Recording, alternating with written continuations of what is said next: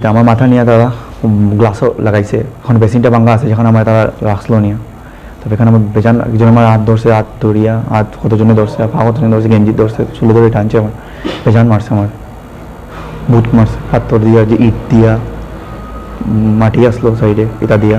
NIT electronics ডিপার্টমেন্টের 6 সেমিস্টারের student রাজন দাসের উপর যে অমানসিক বর্বরচিত এগুলো তারা দলবদ্ধভাবে রাজনের উপর হামলা চালায়। নমস্কার, নর্থ ইস্ট নিউজ বাংলায় আপনাদের স্বাগত জানাই। শিলচরের এনআইটি ক্যাম্পাসে সিনিয়র স্টুডেন্টসদের দ্বারা রিগিংয়ের নামে অতর্কিত হামলায় রক্তাক্ত রাজেন দাসের সুবিচারে কি আইনি ব্যবস্থা নিল নিট কর্তৃপক্ষ, এ প্রশ্ন ছুড়ে হুঙ্কার আকসার।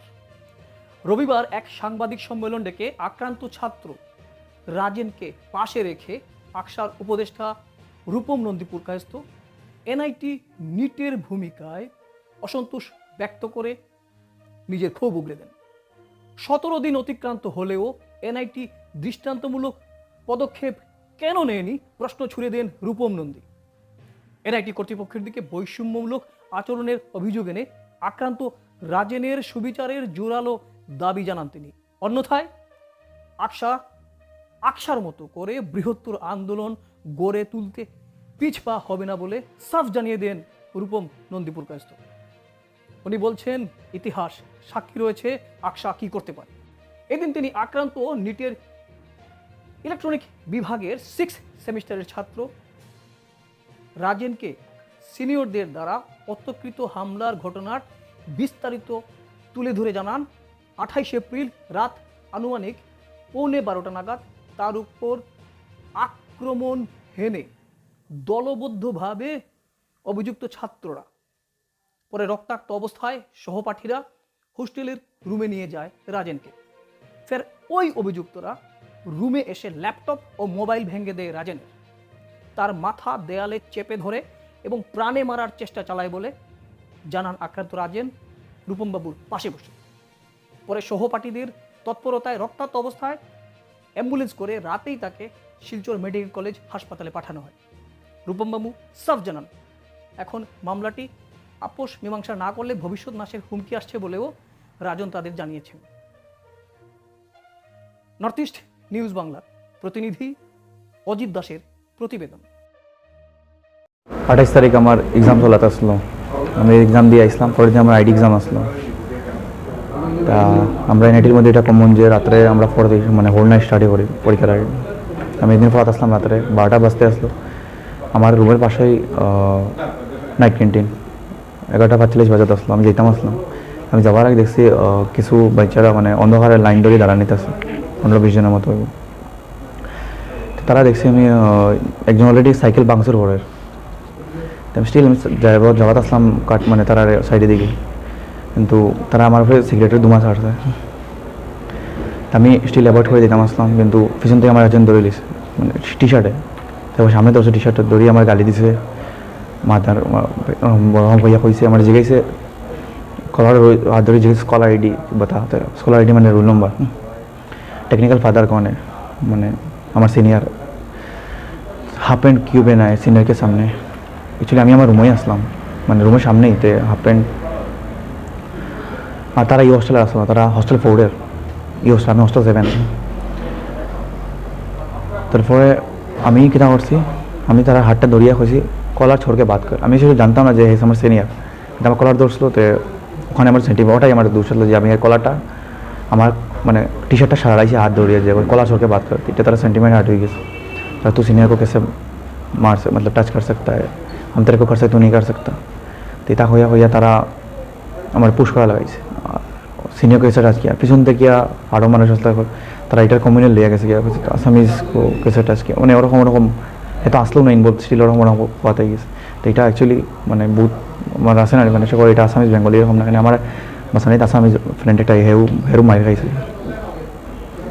তারপর তোমার পুশ করে তারা ওয়াশরুমে ঢুকাই দিতে আসলো, কিন্তু আমি বেসিনের সাইডে কোনো রকম দৌড়িয়ে দাঁড়াইছি। তো আমার মাথা নিয়ে তারা গ্লাসও লাগাইছে, এখন বেসিনটা ভাঙ্গা আছে যেখানে আমার তারা রাখলো নিয়ে। তো এখানে আমার বেজান একজন আমার হাত ধরছে, হাত ধরিয়া হাত কতজনে ধরছে, পা কতজনে ধরছে, গেঞ্জি ধরছে, চুলে ধরে টানছে আমার, বেজান মারছে আমার,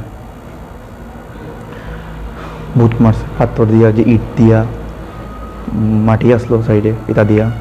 তারপর আমার কোনোরকম আমার ফ্রেন্ড আইসে একটা ইয়ার লইয়া গেছে, যাওয়ার আবার তারা আই গেছে, আবার মারছে আইয়া। এখন আমার ফোন করা হয়েছিল ওয়ার্ডেনরে আর কমান্ডিং অফিসারে, তারা 1.5 ঘন্টা পরে আইসলো। কমান্ডিং অফিসারে আমি জিজ্ঞাসা কেনে আইসলো, মানে কেনে আমার সিনিয়র, তারা অর্ডার আসতো উপর থেকে, তারা কোনো কিছু এরকম ইস্যু হয়েছে তারা 1.5 ঘন্টা লেটে যাইতো, মানে 1.5 ঘন্টা না অ্যাকচুয়ালি, বাট লেটে যাইতো। তারপরে আমার রুমও আবার আইসে, নতুন আরও মানুষ আইসে, আরও হোস্টেল থেকে হোস্টেল আরও মানুষ আইসে, ল্যাপটপ মোবাইল ভাঙছে, বেডশিট উশিট, মানে রুম আমার পুরা। তারপরে আবার আইসলো, তারপর আমার বন্ধু একটা আইসলো বাসানি লাগে, আমার খালেদ আর রোহিত, খালেদ লোকালের ছেলে আর রোহিত বিহারের, তারা বহুত ব্রুটিলি মারছে তারা যেসব বাসানি দিয়েছিল আমার। তারপর আমার অ্যাম্বুলেন্সে ইয়ে লইয়া গেছে SMCH, ওখান থেকে আমি যেতাম আসলাম গুঙ্গুর থানা এফআইআর করা, কিন্তু আমার কলেজ অ্যাডমিনিস্ট্রেশন কইছে যে আমি কোনো এফআইআর করতাম না, তারা আমার সুবিচার ন্যায় দেব। পরের দিন আমি যে সময় তারা কাছে গেছি ন্যায় লাগিয়া, অ্যাকচুয়ালি ওখানে মারার সময় একটা ছেলের পার্টস পড়ে গেছিলো, তো ও পার্টসটা তারা দেওয়ার লেগে আমার ফোর্স করছে। আমি বলছি না, পার্টসটা দিতাম না, এটা যে লিগেল প্রুফ, আমার কাছে একটা প্রুফ দেওয়া উচিত। তারা কইছে আমি যদি কোনো কলেজ অ্যাডমিনিস্ট্রেশন করছি, আমি যদি কোনো এফআইআর হইতে আমার হোস্টেল থেকে বাইর হইতে লাগবে, ননসেন্স ইডিয়েট ওরকম আমাকে এলেছেন আমার স্যারে। আমি তো খোঁজে তারা গেছে গেলাম কেন, আমি মানে লইয়া আমার তারা ডাকছে, আমি কি তারা যেতাম আসলাম না, আমি এফআইআর করতাম, স্টিল তারা আমার ওরকম আছে না বহুত, আমি কান্দি দিয়েছিলাম, আমার বন্ধু একটা কান্দি দিয়েছিল, আমরা ওরকম আসলো, স্টিল তারা ওরকম বহুত বাজে। আমার নাক দিয়ে রক্ত আইতে আসলো, আমি কইছি আমার নাক রক্ত হয়, তারপর এটা গরম লাগে রক্ত হয়, তারপরে বহুত মেন্টাল প্রেশার ক্রিয়েট করছে। এফআইআর আমি 1 সপ্তাহ পরে কলেজ থেকে কোনো রেসপন্স পাইছি না, তারপরে এফআইআর করছি। তারপর বাইরে থেকে কল, আমার কেরিয়ার খাওয়া হয়েছিল, আমার বহুত ট্র্যাক, মানে লাইফ সাইড আমার ফ্যামিলির প্রবলেম করা হয়। কার পক্ষ থেকে? ওটা জানি না, আমার মোবাইলে ক্লাস 2 দিয়ে স্টার্ট হয় নাম্বার। কি বলে মোবাইলে কি বলে? কইছে যে আমার কেরিয়ার খাই লিব, আমি টাকা নিয়ে শেষ করে নিতাম জিনিসটা, তারা মনিটারি যত আগে দিব, মনিটারি মানে কইছে যত লাগে দেবে, কেস উইথড্র করার জন্য। কেস উঠলো না অ্যাকচুয়ালি, কিছু শেষ করে নিতাম জিনিসটা, অ্যান্টি রেগিংয়ে কমপ্লেন দিয়েছিলাম, ওটা উঠাই নিতাম। এদিন আমি যেদিন আমার সেদিন আমি অ্যান্টি রেগিংয়ের কমপ্লেন নাম্বারটা AS0001 AS0001 anti ragging national একটা বডি আছে যারা মিডিয়েটার হিসাবে কাজ করে, এটাতে আমি কমপ্লেন করতে আমার গাইড লাগছে আমার মানে দিনে, কেন আমি বাইপাস করলাম, এটা তো অ্যাকচুয়ালি কোনো কিছু ইস্যু হলে ওখানে আমার প্রথম বলছে আমি এফআইআর করতাম, স্টিল আমি এফআইআর করছি না। 28 এপ্রিল রাত্র আনুমানিক 11:45 NIT ইলেকট্রনিক্স ডিপার্টমেন্টের 6th সেমিস্টারের স্টুডেন্ট রাজন দাসের উপর যে অমানসিক বর্বরচিত তার উপর হামলা করা হয়েছে সিনিয়র স্টুডেন্ট কর্তৃক, যারা তার উপর আক্রমণ করেছেন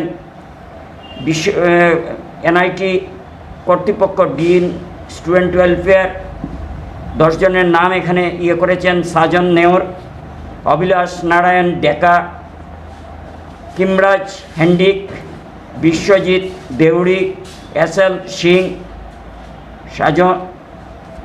সনতি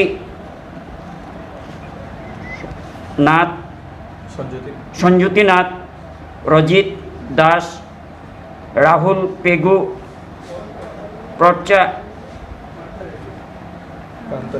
প্রান্তরণ কাশ্যপ, এগুলো তারা দলবদ্ধভাবে রাজনের উপর হামলা চালায়। NIT কর্তৃপক্ষ 17 দিন অতিবাহিত, তারপরও সে সুবিচার পায়নি। শুধু এদেরকে হোস্টেল থেকে 7 দিনের জন্য শুধু সাসপেন্ড করা হয়েছে, কিন্তু তার যে ল্যাপটপ ভেঙে দেওয়া হয়েছে, তার যে মোবাইল ভেঙে দেওয়া হয়েছে, তাকে জীবনের মতো পঙ্গু করা হলো, লিগামেন্ট ছিঁড়েছে।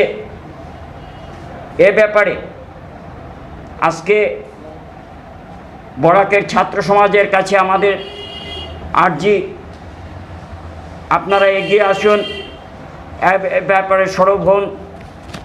আমরা চাই এখনও যদি প্রকৃত যারা দোষী, যারা এখানে তার উপর এ ধরনের নির্যাতন করেছে, নিট কর্তৃপক্ষ যদি এ ব্যাপারে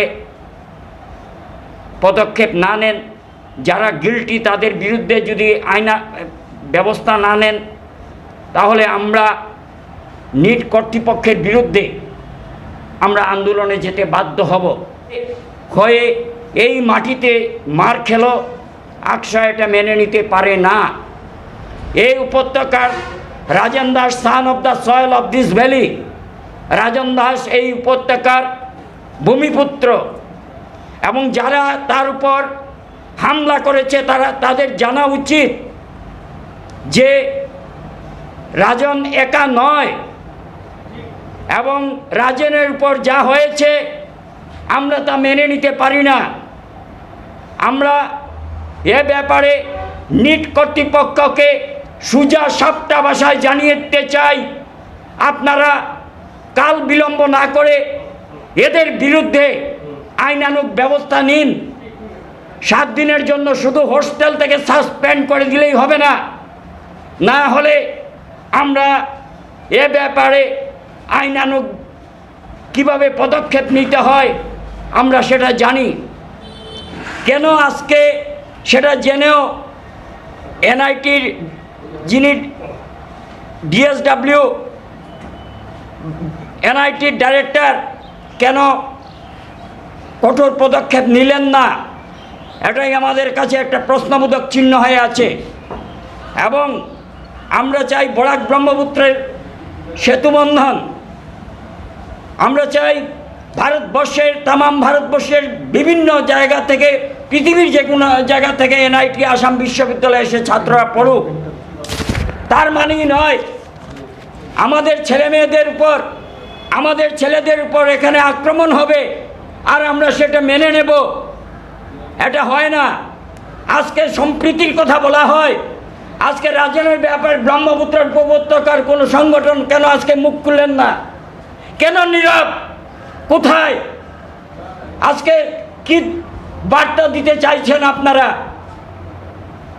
আমরা এর জন্যই তো আমরা দেখছিলাম যে ব্যাপারে আপনারা একটা পদক্ষেপ নেবেন, কিন্তু আপনাদের পক্ষ থেকে কোনো পদক্ষেপ না হয়নি। এনআইটি কর্তৃপক্ষ এখনো সময় আছে, যদি কাল বিলম্ব না করে এর ব্যাপারে বিহিত ব্যবস্থা না নেন, তাহলে আমরা আমাদের মতো করে আন্দোলনে যেতে বাধ্য হব।